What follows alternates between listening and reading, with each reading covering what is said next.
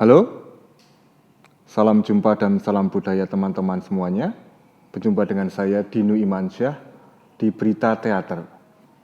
Pada kesempatan kali ini kami mengundang salah satu praktisi, pemerhati dan juga pengajar teater di mana ini? PPMPV Seni dan Budaya Yogyakarta, Mas Eko Santosa atau lebih dikenal Mas Eko Ompong. Halo Mas. Halo Mas. Sehat Mas? Sehat. Ya sehat rasanya gini. Ayo. Nanti tolong ya Mas dikasih CC kalau nggak mudeng bahasa Jawa ya. Oke, jadi Mas berhubung seperti tajuknya ini berita teater. Berita teater ya. Jelas kita pasti bahas teater toh Mas. Kenapa toh Mas? Kira-kira teater tuh harus dibahas itu kenapa? Menurut jenengan? Ya karena mungkin menarik ya. Menariknya itu begini, banyak orang yang sebetulnya dalam kehidupannya atau kesehariannya itu sebetulnya berlaku teater tapi nggak sadar kalau itu teater. Misalnya sekarang ini kan orang keranjingan ngevlog, terus keranjingan TikTok, tanpa disadari kan mereka itu berperan menjadi orang lain di dalam wahana-wahana tersebut ya. Ketika dia membuat vlog itu dia juga kadang-kadang acting sebagai siapa, jadi keluar dari dirinya sendiri gitu, atau mencoba menjadi orang lain. Itu kan perilaku yang tidak disadari sebetulnya dapat disebut sebagai teater juga ya kalau kita melihatnya dari sisi teater. Tapi kalau hanya melihat dari budaya mas saya cuma nge-vlog, saya cuma main TikTok kan gitu kira-kira. Itu satu. Kemudian yang kedua, di dalam perjalanan saya berteater, mengajar dan sebagainya itu, teater itu kan umumnya kadang-kadang diberitakan secara keras, artinya secara akademis gitu loh. Terus kalau di sanggar-sanggar itu ya secara gitu, pokoknya teater itu medeni gitu. Kira-kira harus seperti tegang. Nah, beberapa kesempatan yang lalu beberapa teman juga bertanya kenapa harus seperti itu. Karena ternyata di kalangan muda atau ya milenial, kalau zaman sekarang itu milenial itu maunya sesuatu yang ringan tapi dapat memberi kesan bagi mereka. Nah, mereka itu sebetulnya pengen tahu lebih dalam tentang teater karena terutama misalnya mereka suka drakor, drama Korea, suka film-film Indonesia yang sekarang sedang booming ini, terus hiburan-hiburan yang lain yang berbasis pada acting itu mereka suka. Tapi ketika pemahamannya terlalu keras, pembicaranya terlalu atos gitu, ya nggak enak di telinga mereka gitu. Terus bagaimana kalau yang membahas teater itu menyenangkan tapi kalau bisa yang empuk lah bahasanya, kira-kira begitu. Empuk itu ya sesuai dengan kemauan teman-teman ini, kira-kira begitu. Oke. Ya berarti kalau gitu memang penting ya Mas untuk membahas tentang teater ini. Dan juga menurut Mas itu sebenarnya manfaat teater itu buat masyarakat itu apa toh Mas? Ya kalau manfaatnya nggak seperti minum obat jelas. Tapi intinya begini, ini persoalannya kan seperti disadari, tersadari, dan tidak orang berteater itu. Seorang anak itu misalnya melakukan kesalahan, itu dia akan membuat alasan. Dan untuk mempertahankan bahwa dia tidak salah. Misalnya, kalau dulu sewaktu saya kecil, setiap terlambat sekolah itu alasannya pasti disuruh ibu atau disuruh bapak beli beras gitu kan. Itu sudah saya rencanakan sejak dari rumah itu. Nanti telat saya akan bicara seperti ini. Nah, di dalam teater ini kan artinya saya sudah membuat naskah. Lalu kemudian sebagai pemain sudah saya hafalkan. Sebagai sutradara pada saat yang sama saya nanti sudah akan membayangkan nanti begitu guru saya marah, saya sudah membayangkan wajah guru saya marah. Lalu saya juga akan membayangkan ekspresi saya ketika saya nanti memberikan alasan. Jadi nulis naskah, nyutradarai, main itu saya sendiri. Dan ini saya pikir hal seperti ini dilakukan banyak orang. Dilakukan banyak orang. Nah, cuma persoalannya tadi disadari, tersadari atau tidak. Nah, bagi saya kemudian itu menjadi tidak hanya tersadari tapi juga disadari ketika saya belajar teater gitu. Oh, ternyata teater itu seperti ini. Kira-kira gambaran sederhananya seperti itu. Kalau demikian berarti kan semua orang pernah berteater. Atau bahkan mungkin setiap hari berteater. Tapi nggak disadari, nggak tersadari atau bahkan tidak mau sadar kalau itu teater. Artinya lebih nyaman dia acting daripada sebagai dirinya sendiri. Kan ada loh penyakit yang seperti itu. Ya, politisi biasanya. Wah ini enteng loh padahal niatnya loh Mas. Oh, ini enteng. Oke, nah kalau gitu kan gini Mas, berarti kalau menurut jenengan tadi semua orang itu sebenarnya pada dasarnya berteater. Lah terus kok ada lembaga-lembaga belajar teater kayak akademisi teater ataupun apa ya sekolah-sekolah teater itu pripun gitu Mas? Ya itu, maksudnya begini. Jadi dalam keseharian kita berteater, bermain kita mencoba untuk menjadi bukan diri kita dalam arti tertentu, misalnya ya tadi seperti saya terlambat sekolah, kemudian saya membuat alasan, kan saya mencoba untuk menjadi bukan diri saya. Kalau saya menjadi diri saya pasti ngomong, maaf Bu saya terlambat, sudah nggak ada alasan apapun. Tapi karena saya ingin menampilkan diri yang lain, maka saya membuat alasan.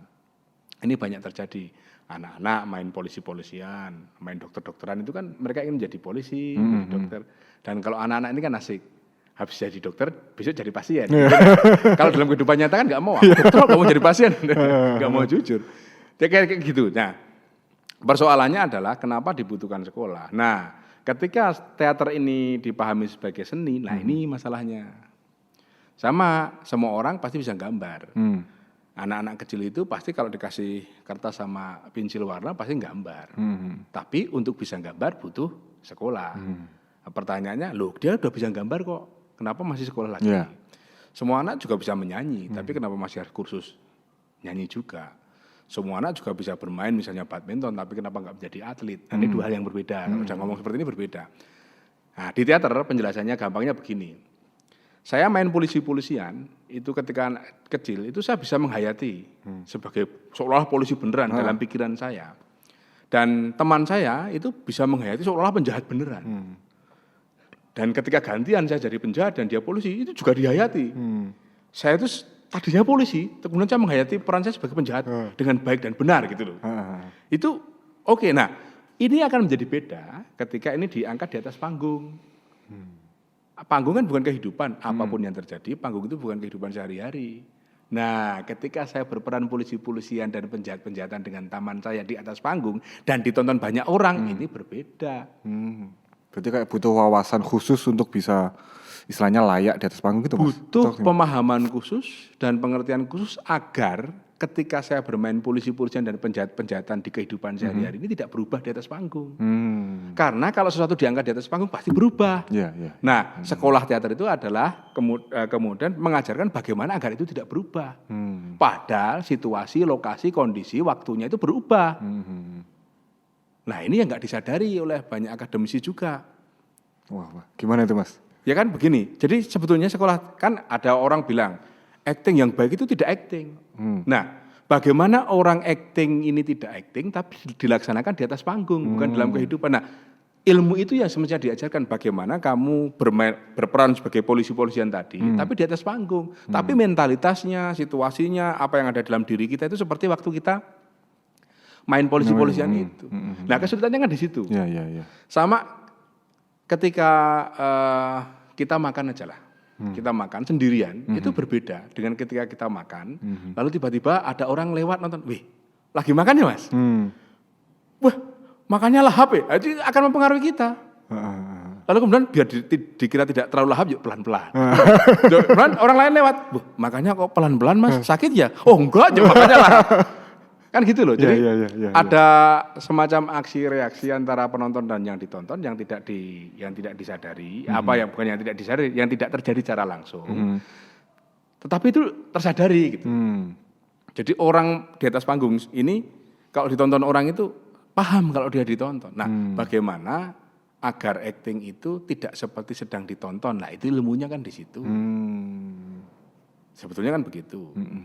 Tapi ada juga memang kalau dalam teater ada juga ilmu yang bagaimana ya kamu paham kalau itu ditonton, tapi bagaimana agar kamu ditonton kelihatan indah, kan begitu. Nah, ini kan berarti lebih dari sekedar main-main polisi-polisian tadi.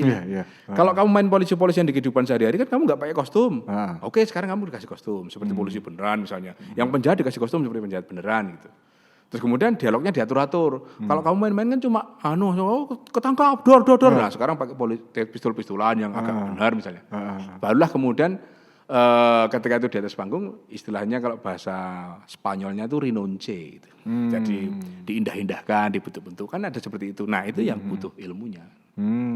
Kalau pada dasarnya semua seni itu setiap anak pernah melakukannya dan pasti bisa melakukannya, kayak nyanyi, nari, terus main teater, gambar itu pasti bisa. Tapi untuk menuju ke seni yang seperti kita bicarakan, yang Anda tanyakan ini ya, itulah perlunya sekolah kira-kira begitu.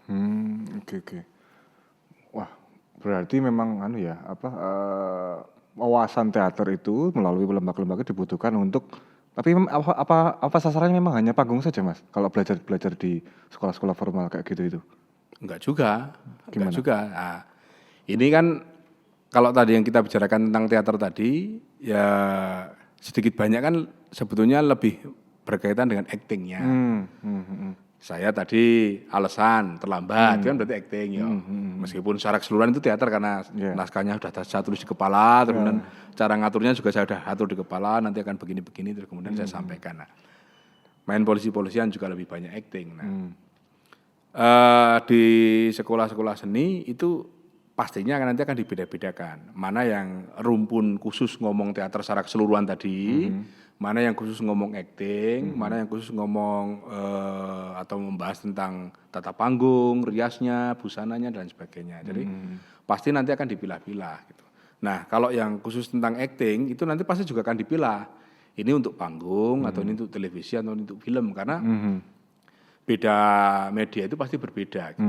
Karena misalnya kalau di televisi itu kan kita dibatasi oleh kamera itu ya. Jadi kalau yang di panggung kan dibatasi oleh mata kita. Sejauh selebar pandangan mata penonton itu. Kalau di televisi dan film itu kan dibatasi oleh mata kamera. Tergantung kameranya bisa digerakkan kemana gitu dan sebagainya. Pastinya itu berbeda. Tetapi sebetulnya jiwanya sama. Bagaimana memindahkan anak acting yang tadi polisi-polisian dan penjahat-penjahatan di dalam kehidupan nyata tadi, baik di atas panggung maupun di dalam televisi maupun film. Bagaimana mentalitas yang sama itu tetap terjaga gitu loh. Nah, itu yang sulit. Itu yang sulit. Apalagi kalau misalnya main film ya, terus kemudian kita di-shoot dari depan, terus kameranya itu pasti ada merah-merahnya itu kan. Masa kita nggak ngelihat yang merah-merah? Kan misalnya begitu loh. Nah, bagaimana melihat yang merah-merah itu, tapi seperti tidak melihat yang merah-merah itu kan pasti ada ilmunya. Nah itu sekolah perlunya di situ. Gitu. Ya, tapi saya menggarisbawahi tadi yang menarik adalah bahwa ternyata kalau belajar teater di lembaga-lembaga ataupun yang non formal lah ya, berarti bukan cuma perkara acting ya Mas ya, teater itu.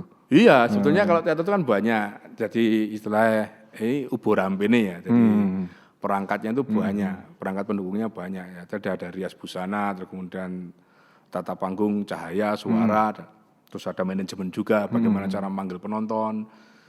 Membuat posternya itu biar menarik seperti apa, iklannya bagaimana, apakah mau lewat YouTube, melalui Facebook atau melalui poster macam-macam. Jadi banyak hal yang bisa dipelajari di dalam teater. Tapi umumnya kan kalau misalnya Mas Dinu ditanyai orang, Mas kerja apa Mas? Teater. Berarti sering main Mas, begitu. Iya. Enggak, saya enggak sering main, saya sering judi. Main kartu Mas. Ya jadi pasti orang taunya main teater itu mesti acting. Nah, itu umum pahamnya seperti itu. Tapi kalau nanti sudah masuk ya banyak hal di situ yang bisa dipelajari sesungguhnya itu. Bahkan, nah ini juga teater yang nggak tersadari tadi dalam kehidupan nyata pun butuh perangkat pendukung. Misalnya saya mau datang ke tempatnya Mas Dinu, mau pinjam duit. Man ketok mesake tak tapuki sik.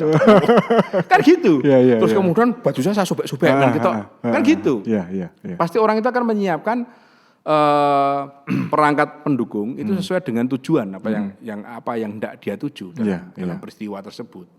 Gitu. Lamaran misalnya. Padahal sudah ya misalnya si laki-laki dan perempuannya ini sudah saling sepakat, sudah oke. Tapi besok lamaran ya Mas, tanggal sekian. Yuk pasti itu ribut semua. Mbok sudah biasa saja. Kan nggak bisa begitu.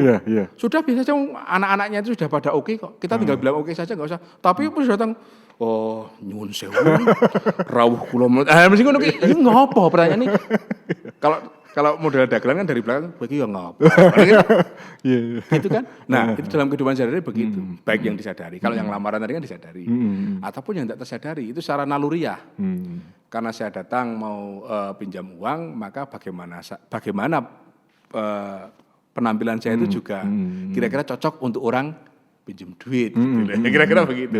Masa saya mau pinjam duit untuk beli jago kucing, saya datang ke tempat Anda pakai jas kan tak lucu. Nggak jas, nggak koper, nggak kacamata, ini Mas Dino. Aku nyedot duit untuk ngomangan yang angkringan. Kira-kira mungkin gitu. Kira-kira begitu kan? Iya. Gitu. Oke, berarti yang bisa disimpulkan dari obrolan hari ini adalah bahwa ternyata teater itu lebih dari sekedar acting dan banyak sekali hal-hal yang sangat kaya sekali. Bahkan ini kayak masalah manajemen, manajemen artistik, manajemen diri dan sebagainya. Menarik sekali. Mungkin teman-teman masih penasaran seperti apa sebenarnya seluk-beluk teater, perangkatnya atau apa tadi istilahnya uburampe ya Mas? Ya, uburampe. Uburampenya. Nanti teman-teman bisa menyimak di episode berikutnya di Berita Teater. Jadi teman-teman Berita Teater ini merupakan sebuah wadah yang akan membahas dan mengulas teater berdasarkan pertanyaan dari teman-teman. Buat teman-teman yang penasaran ingin bertanya soal hal-hal yang berhubungan dengan teater, teman-teman nanti bisa mengajukan di kolom komentar di bawah atau bisa ngeklik di link yang ada di atas ini. Oke? Gitu Mas Eko, matur nuwun atas kehadirannya. Sama-sama Mas. Kita berjumpa lagi. Ya, untuk episode berikutnya nanti kita akan ngobrol lagi dengan Mas Eko. Loh, masih dengan saya? Oh, masih. Oh, berarti episode berikutnya masih dengan saya. Oke, gitu matur nuwun Mas Eko. Oh, iya, Oke, kita jumpa lagi di episode berikutnya di Berita Teater. Iya. Sampai jumpa.